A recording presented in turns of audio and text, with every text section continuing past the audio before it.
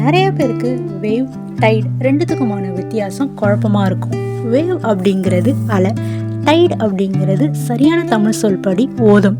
Wave எதனால் form ஆகுதுன்னா கடல் தண்ணிக்கு மேலே அடிக்கிற காற்றுனால ஃபார்ம் ஆகுது.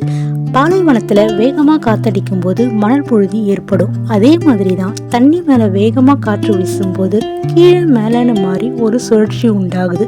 அதுதான் அலை. இதோட உயரம் ஆவரேஜா 1.5 to 3 மீட்டர்ஸ் இருக்கும். இது ஒரு நாளைக்கு எத்தனை தடவை வேணாலும் நடக்கும். ஆனால் டைட் அப்படிங்கிறது ஒரு நாளைக்கு 2 தடவை மட்டும்தான் நடக்கும்.